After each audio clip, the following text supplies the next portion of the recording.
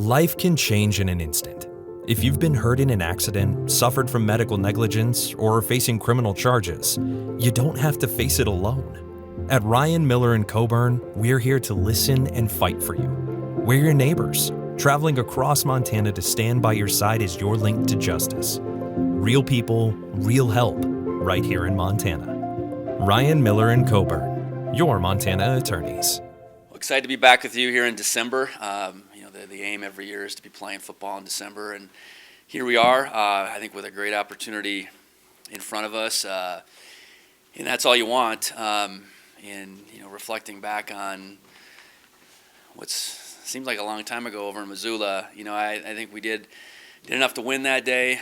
There was certainly plenty to correct. And with that being said, had a good week last week. Looking at both teams, obviously.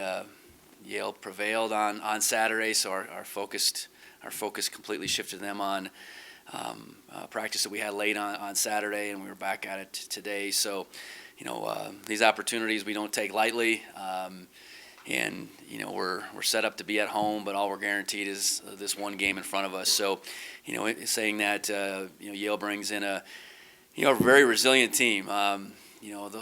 Those type of comebacks that they had on Saturday don't come about for the faint of heart, for sure. How they got it done and how they put that together, at the core of it had to be a ton of belief, and then just making plays, kind of one play at a time, both offensively and defensively. And that game gets down to a two-score game, 42-29.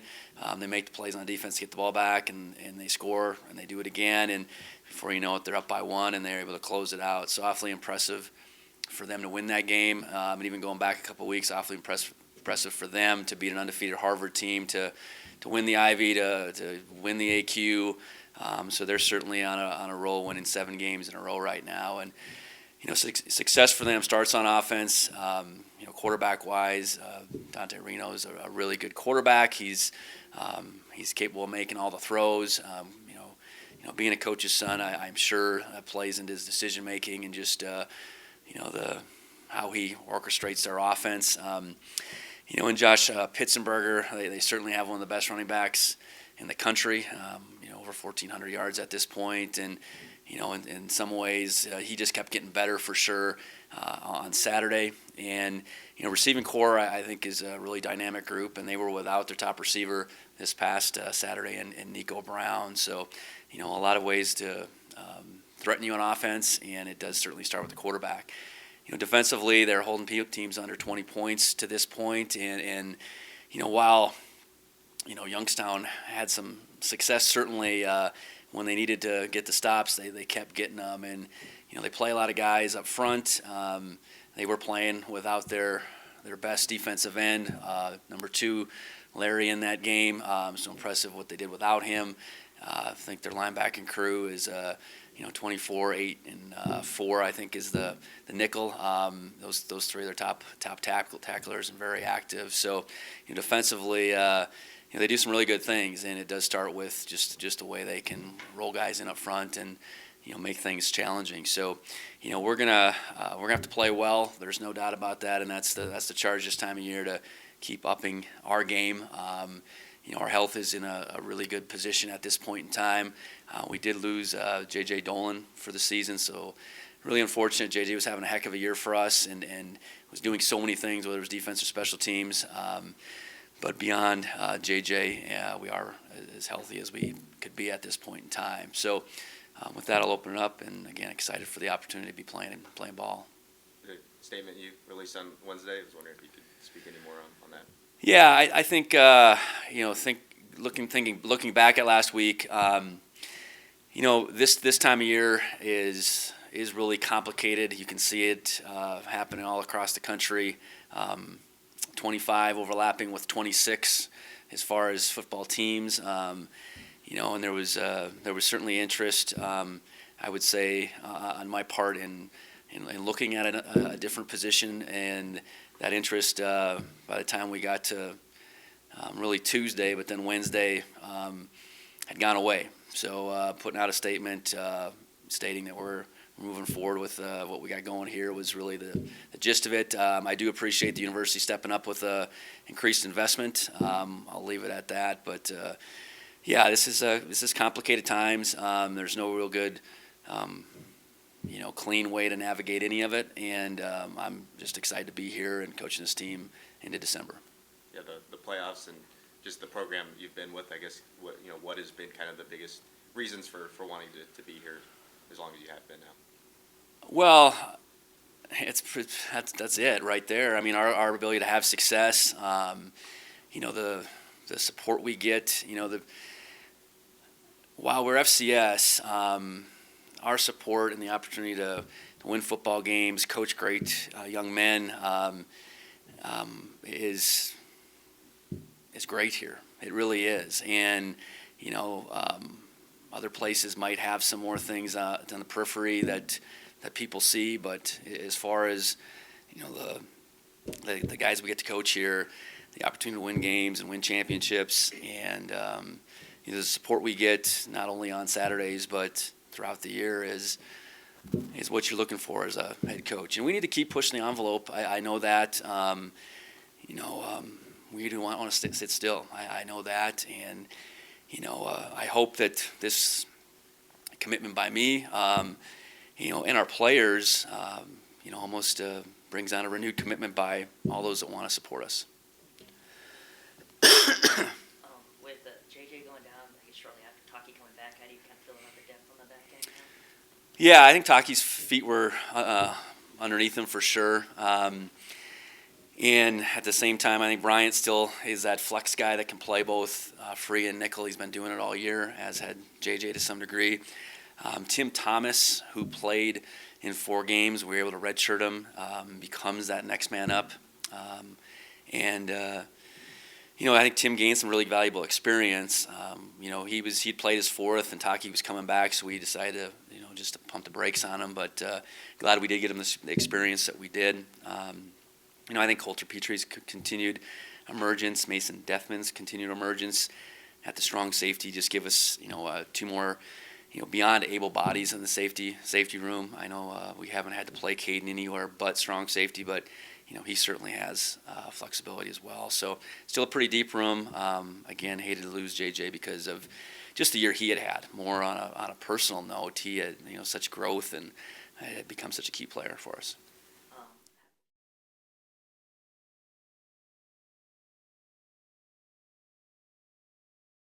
In 1959, at Street's Grocery in Whitefish, Montana's special spice was born. Alpine Touch. It's the taste you grew up with, well seasoned through the test of time.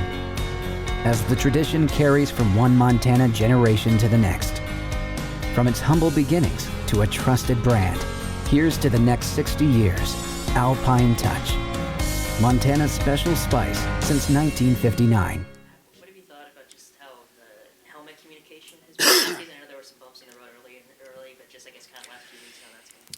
No, I think we've settled in. I think we've had our fair share of technical issues on our end, and that's just been disappointing, but I think we've worked through that. And I think, both offensively and defensively, I think we've honed in, the communication that we need, because too much is too much. I think, certainly the play call, any particular instructions, whether it's been for Justin or then, both Caden and Coulter have been the ones on the defensive side that have wore it. I think it's been good. I think our coaches have found a rhythm, and our players have become accustomed to it. And just looking back at that win against the Grizz in a really hostile environment, your first victory at UM since 2018, how did what you guys did that day maybe set the tone for what you want to do in the playoffs now? Yeah, I think that's a good question. I think we went and did something we hadn't done. I think if that's something in itself, and I think the way we went about it, we were really aggressive in our thinking. I think our players played with a lot of conviction, and you do that, you hope you can accomplish whatever's out in front of you. And not that we had a lot of guys have to grow up on that setting, but a lot of guys had to step up at the very least, and I don't think anybody backed down from the challenge, and in a setting that can can make some teams melt down. We didn't do that whatsoever. I think we kept taking it on and ultimately prevailed. And I think just functionally as an offense in particular, we did not play on our heels. We were aggressive all day. We ran our offense. We didn't let the environment dictate much of anything, honestly. And that's, whether we're going to have a chance to play at home here, so we might not get ourselves in that type of environment again. But there'll be moments in time when it might seem like we can't accomplish something. And I think going over there and accomplishing what we did with the factors was definitely a big step. Defensive? Sure. Just defensively in that game, getting a couple stops and then they seeming to adjust with a lot of short passing, and that's something you guys have done all season, keeping stuff in front of you. How did you just feel like the evolution of that went and your guys' ability to ultimately get a stop with the blocked field goal? Yeah, I think, that's been who we've decided to be. Keep the ball in front of us. Tackle real well. Now, we didn't tackle great all day. I know that. That was really the missing ingredient, and certainly credit goes to their players as well. But we, again, played a game that was very disciplined for the most part, and guys doing their jobs for the most part. And I think that's the level of defense that we want to play. And if that means we're going to give some things here and there, so be it. Make teams ultimately really earn it. And while they did earn it a few times, they didn't earn it enough ultimately on that day. So I think that's and credit goes to our coaches for continuing to instill the belief in our guys that, just keep playing, keep trusting the call, keep doing your job, and we'll find a way. And I know there's a lot of ingredients to go to being able to prevent big plays and keep everything kind of in front of you. How much of just the front six and being able to not have to throw another defensive back in the box help that? No, I think it's been a big part of it. Our front, that's where it all starts. And, we don't have to manufacture regular down pressure in particular and put ourselves at high risk a whole lot. I mean, we'll take our chances here and there, but for the most part, we can play protected defense because our front can get the job done. With six, and then there's a seventh guy involved all the time. It's just where it's coming from changes, whether that's a safety, a nickel, a corner. We're getting a seventh hat there all the time, and then even an eighth. But it's, our ability to continue to mix up the looks, disguise it, that has been the key. And really everybody being able to tackle. I think that's a big part. When everybody on your defense can tackle, you don't have a weak link out there as far as a position group that can't tackle. I think that gives you a really good chance to play defense the way we are. So, Coach, this season's had some ups and downs, but what have you learned about this team through the first 12 games? Well, I think it's a group that it's hard to satisfy, I guess. I think that's where I would go, and that's what you want. While we've accomplished some things, I think it's a group that's still hungry. So, it's easy for a young group to feel like they've arrived at a lot of different points in times this season, and they just haven't. That's not how they've looked at it. I know. I think they truly believe each week they come back and they look at that film and say, well, we can play better. And that's when you have that, you got a team that can continue to evolve. And we talked about it this morning. It's December 1st. The goal is not just to play in December. Well, we're here, but that's not just the goal. The goal is to advance in December. And I think the mindset that we've carried forward to this point has to continue to allow us to do that. But just to continue to hunger and I think be happy about our performance, but it's time to move on to the next one and hungry more so for what we can do moving forward than what we've done in our past. Coach, about deep playoff runs. You have some guys on the team that know about deep playoff runs, but for the players that are getting their first taste of this, kind of what's the message ahead of the playoffs? Yeah, I think it's we don't need to change who we've been. It's still, what do we need to do to win the game in front of us, and that's what all you're guaranteed. So it's not like all of a sudden we're trying to win 4 games at a time. We're not guaranteed more than one. So what do we have to do? Look back each week how we've gone about our business and went through just our preparation and allow that to carry us forward against whoever the next opponent is. So saying that, it's still that same mindset. It's about the opportunity versus the opponent. Very fortunate we get a chance to play here in Bozeman, and Yale's that next one up. Town Pump's Pump It Up Rewards Plus program and never pay full price for fuel again. Save 5 cents on every gallon every day at any town pump across Montana. Plus, earn and redeem points on your favorite in-store items to get free stuff with our clubs. Stop in and pick up a rewards card. Download the Pump It Up Rewards Plus app today. Or visit townpump.com/rewards to register and start saving. Right down the road, pump it up. Oh yeah. Bobcat Nation, we're so proud to have played for Montana State. It wouldn't be where we are today without this program. Now it's our turn to give back. Bobcat Collective is making a real difference for current and future athletes.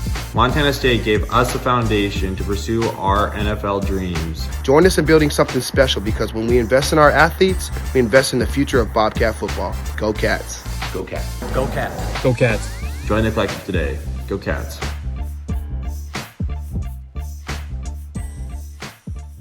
It means a lot to me because just like in football, being a part of the military comes with a lot of stress on the body, the soul, the mind, the spirit.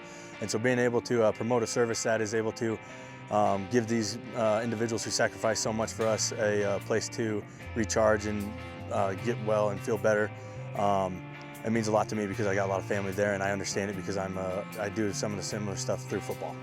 It's important because Bozeman and Montana is just so amazing. There's so much great things to do, and to just give these families a chance to recharge and, just spend some time in the outdoors and get to enjoy what they protected, it means a lot. They deserve all the help that they need and all the rest and recharge that they can get. So just to raise awareness so they can make their life easier is big. I think it's super special to represent a company, a nonprofit like Big Sky Bravery, and what they do, not only for the active duty members, but their families as well. And if they get to enjoy the state that we love of Montana, I think it's a great way to rest and recharge, and I think just another opportunity to support something great. This hat stands for them, our nation's active duty, SOF, and their families. Buy a hat and stand with our warriors. Coach, you mentioned their run game. I think they were down 28 points, and their running back had 30-plus carries in that game, shows their commitment to it. How do you kind of minimize that part of their game and make Reno kind of win over the song? Well, we got to be able to tackle them. I think they got a good offensive line. They got a good scheme. We have to be assignment sound, and we got to be able to tackle them. I think, there was a couple breakouts for him where it was guys not getting in their fit. In particular, the last one, the 50-plus yard one, there should have been a guy right there. It should have been an opportunity for them to tackle him for a 2-3 yard gain, and for whatever reason, Youngstown's discipline escaped him in that moment. So.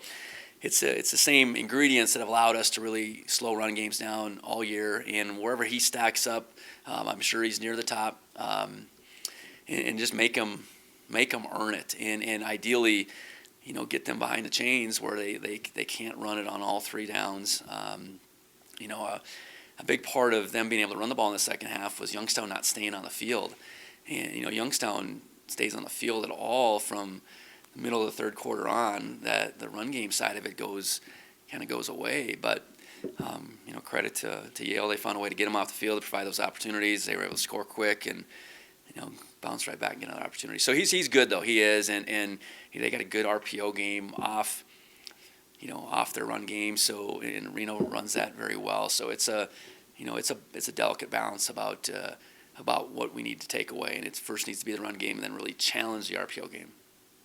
With Yale's defense, is there anything specific you've seen in the last couple games against Harvard and Youngstown? I don't know. I think they're certainly sound. They are willing to dial up pressure though, and roll the dice at the same time. So, how they defended Youngstown was probably different than how they defended the Ivy, and I do think that's in part because Youngstown's quarterback in particular was a tough ask for a defense, and while they gave up some things, they really bottled them up when it mattered the most. So they did that by, again, being sound, being where they were supposed to be, and then being willing to, dial up pressure, in obvious passing situations. So, it's for us being able to control the line of scrimmage. That's where it starts. And then, if we're in obvious passing situations, we have to really be in tune with with their pressures, and Justin's got to be able to get the ball out quick.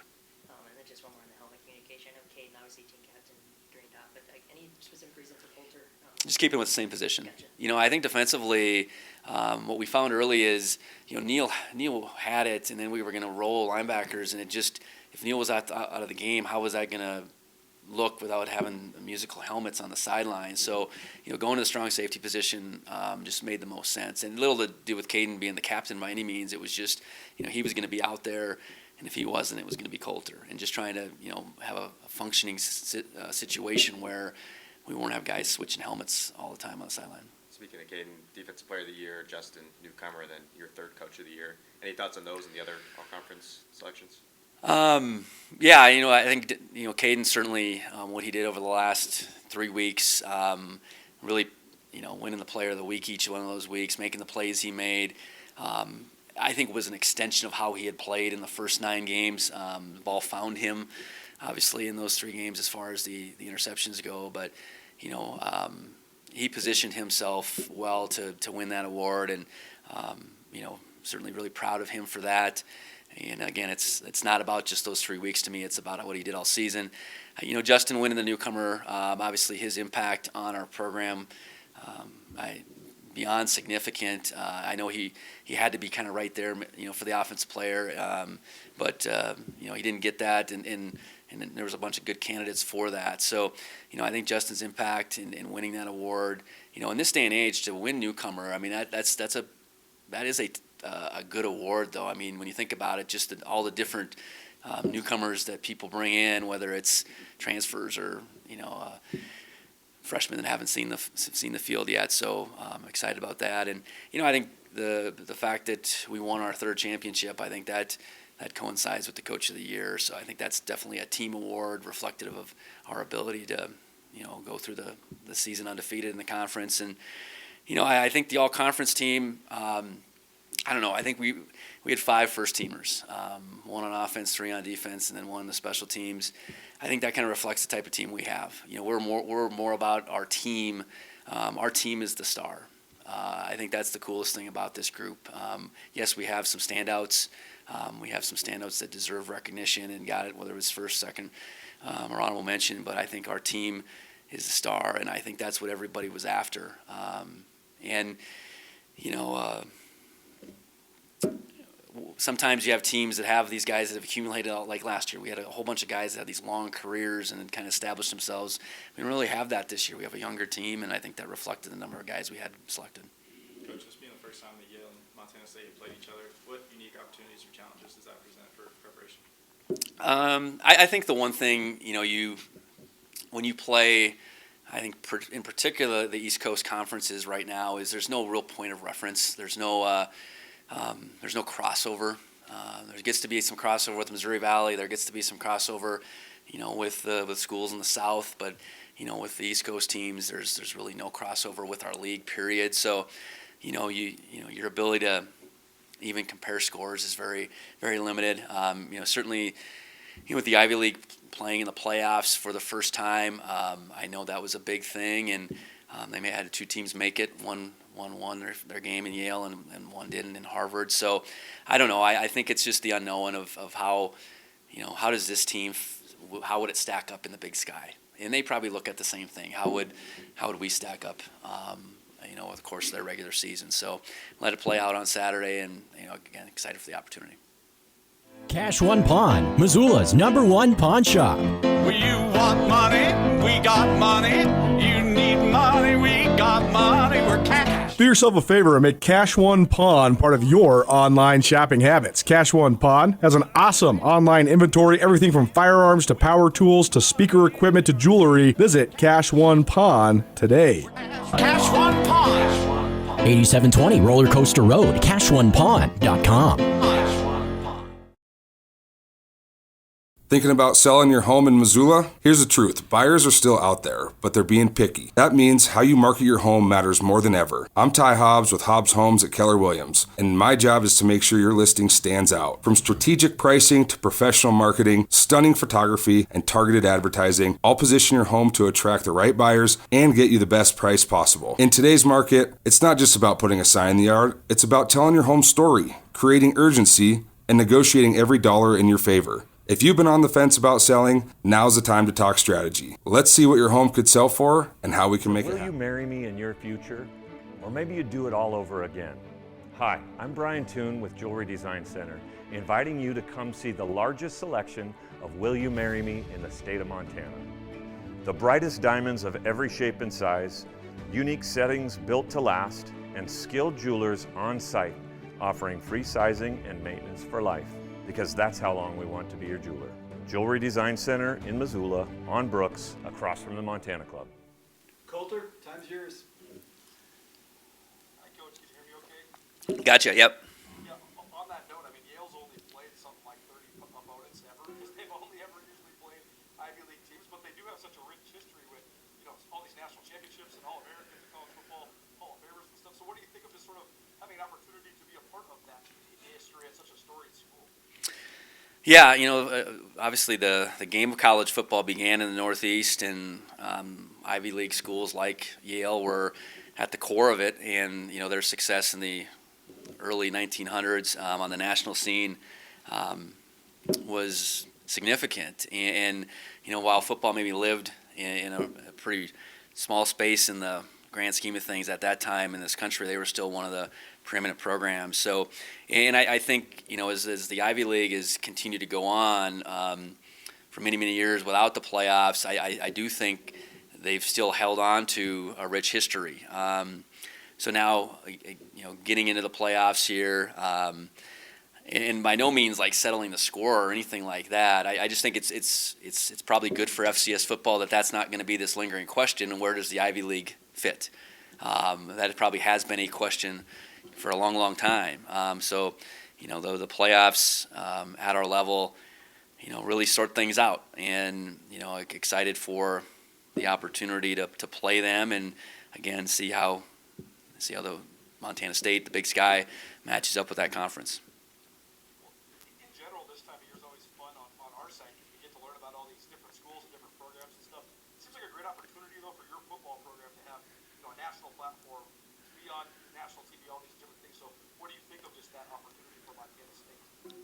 Yeah, I think as far as eyes on the FCS playoffs, if adding the Ivy League adds some more eyes, I think that's a good thing. I do think there's interest across the country. The show that they ran on is that on Thanksgiving? I think that was a really well done show to highlight a bunch of different programs, highlight our rivalry with the University of Montana, but just shine the light a little bit brighter on the FCS. And I think as the FBS has gone to the playoff system, I think it's maybe even brought a little more attention, because I think just people's intrigue in what playoff football is and what it can be, I think has continued to grow. So for us to be here for this game to be played in Bozeman, for us to continue to stack up these home games here, and what is just an amazing setting for college football, it'll be great to have more eyes, and it's up to us to continue to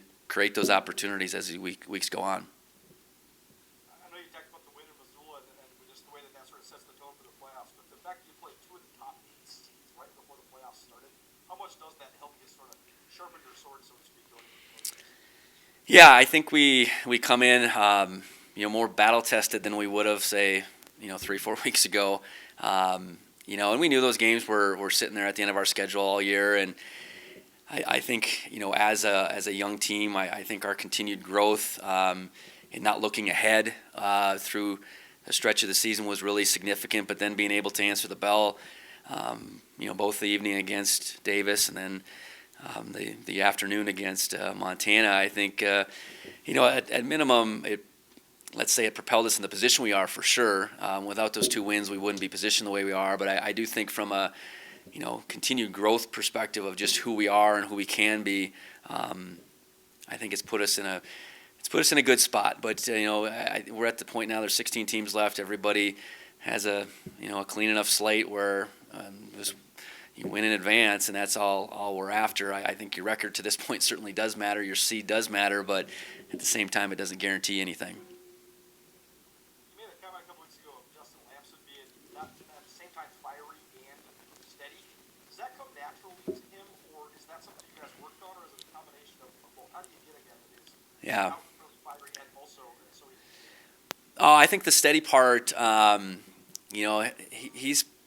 he can be pretty mild-mannered away from competition, but within competition, he's really fiery. But at the same time, I think he knows he plays a position where he's got to have a level of control too. And I think now being the guy for 12 games, I think he's learned what that means. When you're a guy playing here and there, when you're maybe a situational quarterback, maybe wearing that fire on your sleeve and the sideline, maybe wasn't all that significant. But, when you have to go back to a huddle or you have to go back to a sideline, you got to restore calm, all those things. I think he's learned how important that is. So that's where I think within, any one of these games, he's been able to, let's say, catch his breath over and over again. And I think that's been important because I know our offense feeds off of both his intensity, but then also his focus and how intent he is. And those are two different things within the course of a contest. So a lot of credit goes just to, I think, of Justin, recognizing his role. I think, certainly a lot of credit goes to Coach Sturbick, the conversations they can have through the course of the game. And, I've really been pleased with how he's managed his emotions, both, being on fire at times, but then also being able to calm the waters. One follow-up on Kate. He made a comment about his pick six at Missoula where he said he recognized almost instantly that there was a mismatch in the slot. And he decided, okay, I got to hedge my bets here. I got to cheat one way or the other and sort of stay in the middle. It seems like that's an amazing thing to be able to process that so quickly. Do you think that's what a strength of his is, just being able to be so cerebral on the fly like that? Yeah, that's been a strength since day one, and I know even thinking back to when he was in high school, I mean that was such a strong selling point for him from his coaches over at West is his intelligence, his ability to react appropriately within games and heat of the battle is who he is, and there's a lot that goes into that. There is a lot of film study, but I think. Some guys the game just comes more natural to than others, and I do think it comes pretty natural. So he could make in a split second there a decision that might be slightly outside the framework of his alignment, but he knew we were potentially in trouble with the mismatch, and he was Johnny on the spot for sure. The way that play played out. When it comes, I know you mentioned Yale's running back, but he's a guy that really stood out to me watching that game on Saturday. And you look at his stats, got 1,500 yards. So, do you think he stacks up with some of the running backs you've seen so far this year? Just your impressions of Vincent? Yeah, I think so. He's 220. That's what he's listed at. He looks all of that. I know they kept referring to him as an NFL guy during the telecast, so I'm sure that those guys aren't just making that up. They probably, had that information from whether it was the Yale side or whatever. He's got that workhorse type of body, and then he can go to the long run at the end. He ran away from Youngstown, and so he's got it all. He's got really good instincts. He's certainly hard for the first guy to bring him down. He's got good patience and good acceleration all at the same time. So yeah, he would stack up there. I know we've seen some bigger backs along the way. I'm not going to compare him to one guy or the other, but he's right up there with the best that we've seen. Any other expectations just in terms of Yale? I mean, obviously you hear Yale, you think academic prestige, smart guys. So do you expect a smart, well-coached team to come to Bozeman? Yeah, I think you naturally assume that, and then